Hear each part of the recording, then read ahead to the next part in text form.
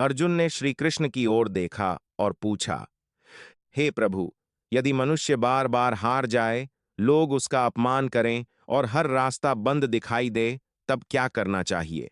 श्री कृष्ण शांत स्वर में बोले, अर्जुन, जीवन में हार केवल वही मानता है जिसने प्रयास करना छोड़ दिया।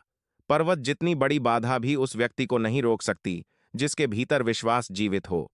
अर्जुन ने पूछा, लेकिन प्रभु, कभी कभी अपने ही लोग दर्द दे जाते हैं, तब हृदय टूट जाता है। श्री कृष्ण मुस्कुराए और बोले, "हं, जो तुम्हें छोड़ जाए उसे जाने दो, क्योंकि हर बिछड़ने वाला व्यक्ति तुम्हें आत्मनिर्भर बनाना सिखाता है। याद रखो, पेड़ जब पुराने पत्ते छोड़ता है तभी नए पत्ते आते हैं।" अर्जुन बोला, मनुष्य को सबसे अधिक पीड़ा किस बात से होती है? कृष्ण बोले, अपेक्षा से।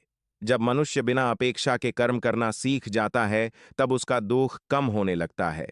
अर्जुन ने पूछा, हे माधव, क्या भाग्य सब पहले से लिख देता है?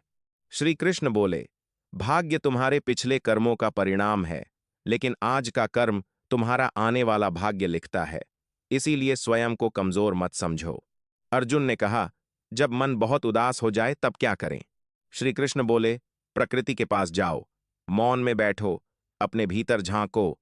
मन की शांति बाहर नहीं, तुम्हारे भीतर छिपी है। फिर अर्जुन ने पूछा, हे वासुदेव, सच्चा इंसान कौन होता है? कृष्ण बोले, जो शक्ति होने पर भी विनम्र रहे, ज्ञान होने पर भी अहंकार न करे और दुख मिलने पर भी दूसरों को दुख न दे, वही सच्चा मनुष्य है। अर्जुन ने कहा, लोग भगवान को कहाँ खोजें? श्री कृष्ण मुस्कुराए, मंदिरों में मेरा मार्ग मिल सकता है, लेकिन मेरा वास्तविक निवास उस हृदय में है जहां दया, सत्य और प्रेम बसता है। अर्जुन बोला, प्रभु, मृत्यु से इतना भय क्यों लगता है?